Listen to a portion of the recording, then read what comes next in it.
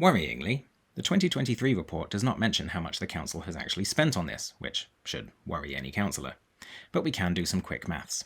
First, the report claims that the processing and determining of each application cost the council 200 quid. In 2022-23, they processed 514 applications, which, according to their estimate, must have cost them around 100 grand. Then there's the PRS licence to pay. Unfortunately for Westminster, the local authority's busking pitch licence fee has just been increased to £13.12. Multiply that by 26 pitches, 365 days per year, and you get 125 grand. Combined, just those two figures come to over £227,000. That's already 5 times the predicted operational cost. That figure doesn't include the enforcement or monitoring costs of the licensing program, nor does it include how much the council spends on responding to thousands of noise complaints a year, nor the meetings with key stakeholders, the public consultations, the data reviews, the writing of 114-page reports, or the council debates and all the other related costs.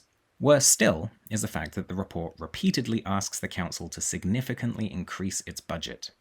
The council needs to, quote, evaluate the cost and resource implications of addressing persistent, non-compliant and illegal buskers, requiring a significant investment in resources and costs, as well as ongoing support from the police to achieve. And to actively address the issues, there will be a need for significant council and police resources over a prolonged time. How do they want to pay for this? By raising the application fees for new licenses.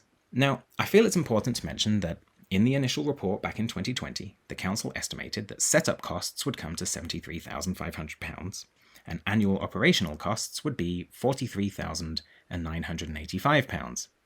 Of that, they expected to earn just £2,400 a year in license application fees. That's 5.5% of their expected costs. In 2020, this was fine. The council admitted that in order to not erect a financial barrier, fees must be kept low.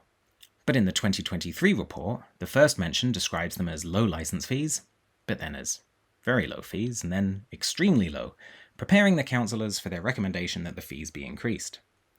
Okay, so let's go through the logic of increasing the cost of the license. The council thinks that there are good buskers and bad buskers. The good buskers get a license and play by the rules.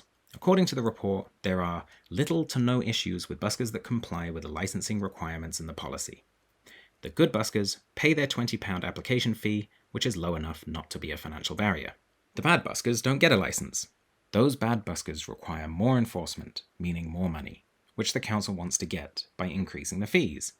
Oops, they've just created a financial barrier. So fewer buskers get a license. That's not to say fewer buskers busk, of course. There are just fewer that bother getting a license. Fewer buskers in the good pile means that there are more buskers in the bad pile, again increasing the enforcement costs. Will the council increase the fees even higher? Also, does the council not care that it will be charging the good people for the actions of the bad people?